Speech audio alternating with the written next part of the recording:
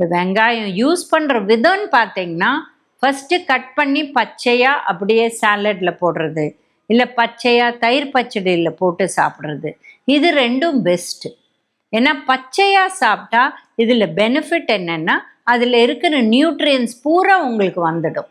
Anti oxidants, vitamin C, அலிசன் எல்லாமே உங்களுக்கு அப்படியே வந்துடும். இதில் ஹெல்த் பெனிஃபிட்ஸ் இருக்குது. பட் பச்சை வெங்காயம் சாப்பிட்டா அந்த வாடை வாயில் இருக்கு, அதனால எங்களுக்கு பிடிக்கல அப்படின்னு சொன்னால், அதை நம்ம டீத் ப்ரஷ் பண்ணிட்டு கூட அப்புறம் நம்ம வேலைக்கு போகிறச்சே போகலாம்.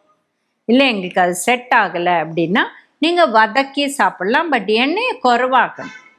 வெங்காயம் போடுறோங்கிறதுனால எண்ணெயை நிறைய போட்டு வதக்கக்கூடாது. இது ரொம்ப முக்கியமான கருத்து. வெங்காயம் ஹெல்த்துக்கு நல்லது. பட் எண்ணெயில் போட்டு நிறைய எண்ணெயில் போட்டு ரொம்ப நேரம் அதை வதக்கினீங்கன்னா அதோட ஹெல்த் பெனிஃபிட்ஸ் குறைஞ்சிட்டே தான் போகும். அடுத்து பார்த்தீங்கன்னா, இப்போ ஒரு சாட் போடுறாங்க. அந்த சூடாக ஒரு சன்னாவோ இல்லை பாவ் பாஜி மசாலாவோ எது பண்ணியிருக்காங்களோ அது மேலே சூடாக பச்சை வெங்காயத்தை போடுவாங்க. இது கூட ஓகே. ஏன்னா அது பச்சை வெங்காயம் பெஸ்ட்டு. அதை நம்மளால் சாப்பிட முடியலன்னா இந்த மாதிரி போட்டு சாப்பிட்டா கூட அது பெட்டர்.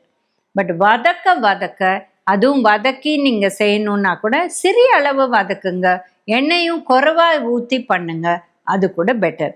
வெறும் கொடாயில் கூட கொஞ்சோண்டு வதக்கிட்டு அப்புறம் நீங்கள் மற்ற ஐட்டம் போட்டு சாப்பிடலாம்.